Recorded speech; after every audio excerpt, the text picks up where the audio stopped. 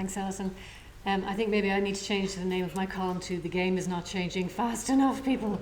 But anyway, let's start on a positive note. I was earlier today at the Hotspot Circular Economy Hotspot, which is a European conference about the circular economy, and lots of people were there, and lots of ideas were being put around about how to communicate and how to tell people the good news that the changes we need to make are good for us in all kinds of ways.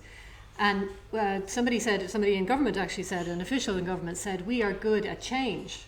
And she was talking about the plastic bag tax, remember that? And the smoking ban. So those were achieved without, in my memory, a massive feeling that everybody's entitlements were being thrown to the wind and this was hurting poor people, or this was, these were things that we got over the line,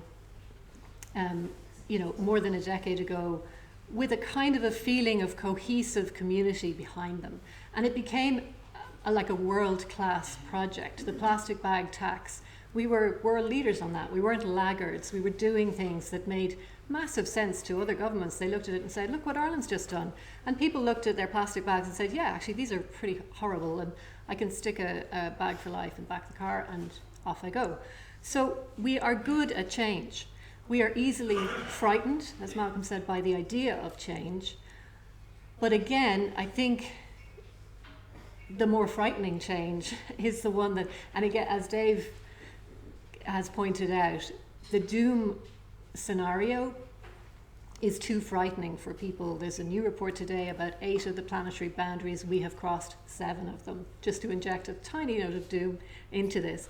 But that is too much, and even reading that, I find myself thinking I can't get to the third paragraph of the story, because why would we bother, and we're a small country, and what difference can we make? So it goes in. So we've gone from denial to doom without stopping at doing, which is the middle road. And it was a woman from Scotland in my group today who, they put together a fantastic campaign around COP26, and it was that brilliant madman level of beautiful design, an advertising campaign, a simple poster campaign. They posted them around the route for the delegates that they were taking to the conference around food waste, and they got a famous photographer called Rankin to be the role model for this. So they fashioned lots of mucky looking food waste into the shape of a bottle. So an arresting image to start with. This was on one side of the poster, a black image, beautifully photographed, and the other side was a kilo of food waste has the same carbon emissions as 25,000 plastic bottles. So you're suddenly stopped in your tracks going, oh my God, I've been thinking I'm a great environmentalist by recycling my plastic bottles, but actually I need to start looking at this food waste thing. So there are brilliant communicators who can tell us the story, as Oisin said, tell us not to do this, but do this, because if we do this, we get to a very good place. The difficulty now is we have whether it's social media allowing this to become more amplified, but the vocal minority who are against change are foregrounded, and they become, in our heads, they become the people whose voices we are listening to. It's partly to do with journalism. We love a row, it gets clicks, conflict sells. So the row is what the microphones are going to go to, while the person over here with the solution is kind of boring and dull. So we need to, as journalists, figure out how to make the boring and dull solutions as sexy and interesting and clickable as the rows. Shane Timmins, who was there today as well from the ESRI, he's a psychologist based in Trinity, and he was talking about the congestion charge in London. And the research they did around that was, when it was being suggested, there was massive resistance. It was one of the most unpopular measures. Any politician looking at those numbers, as I'm sure if we did one today in Dublin, would say, I'm sorry, I can't die on a congestion charge. There's no way this will happen. But once the congestion charge was in place, and they did the same research, people were quite happy with it. They said, yes, this makes massive sense. It makes a city that's much more livable. It makes the people who are using the city infrastructure the most, the people who pay for it. So that idea of moving from the fear of change into a situation that's already in place we're happy that things happen. Once those things happen, they are much more accepted than maybe the research that before the change happens might suggest. So there is a sense of just strengthening the spine and putting these changes in place because they are so desperately needed. The other figure that came out today was the CSO figure on emissions in 2020. Agriculture emissions were 38%. The carbon cost to farmers of that is €3 a tonne.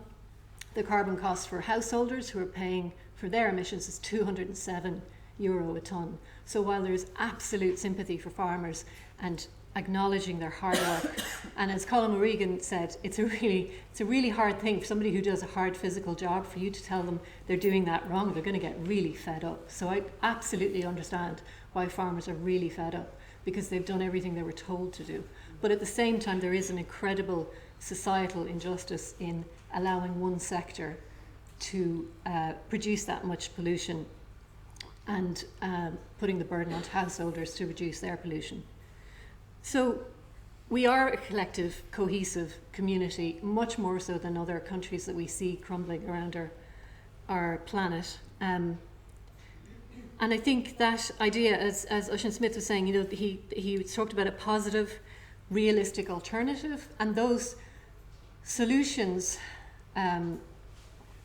that were talked about by Peter Thorne and the answers to our problems are, when you dig down into them and when you look at the science and the evidence and the idea of regenerating soil, the idea of transitioning to clean energy, the benefits that come not just to the health of the planet, and by the way, the planet will be fine, it's just its habitability might be disrupted for 50,000 years,